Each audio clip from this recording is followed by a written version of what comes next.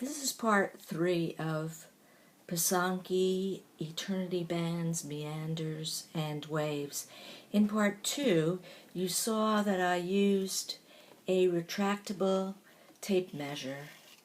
And what I did was I pulled off the plastic bit at the end so that I have a very nice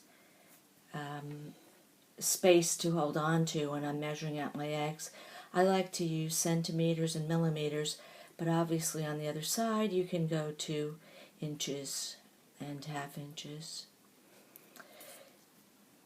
You can apply this idea that I'm going to show you, which I've created for myself, to measuring onto an egg by using a measuring tape. I start off with measuring 5mm squares wherever I want my eternity band to be. And then I also put, as you can see, a dot in the center of each. So now I'm going to show you how I've already drawn on part of the design, and I'll fill in the last 3 so that you can see how I work. I work in 2 stages. Already I have drawn on part of the meander or the wave. 1 step I've completed, and I'll show you again.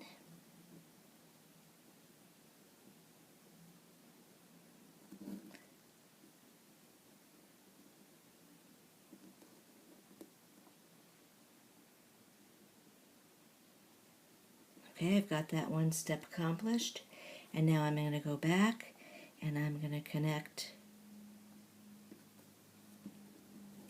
do the next part of the pattern for you. This is a little bit hard to be videotaping, so please be patient with me. So now you see I'm doing the second part. Let me just change my eyeglasses. Very nice. Now I can see better.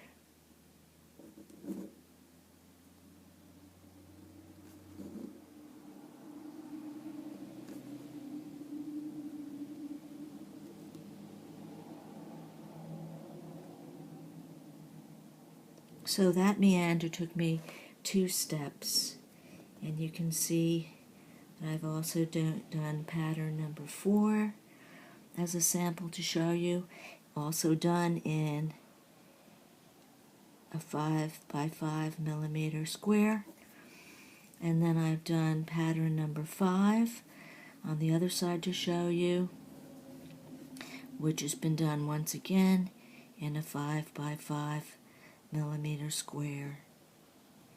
You can always go back in if there's a little error, and as long as you have a white eraser, you can erase out the bit and correct it. But you cannot use a pink eraser. So I hope that this shows you that by measuring, using these 5x5mm squares on a chicken egg or on a goose egg, that you can get a much more even pattern when you're measuring out your egg than doing it freehand. And someday I'm going to be working on a ostrich egg, and I expect that then I'll change the size of my square. But as of now, I always use 5mm by 5mm on my chickens and my goose eggs.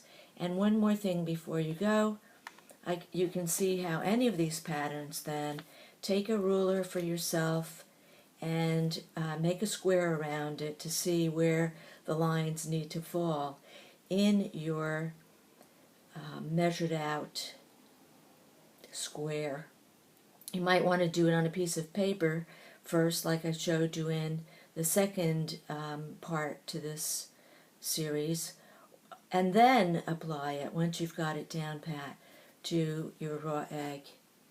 And then finally, the words I'd like to leave you with is a message that you need to keep remembering, that everything is going to turn out all right in the end. And if it's not all right, then it's not the end.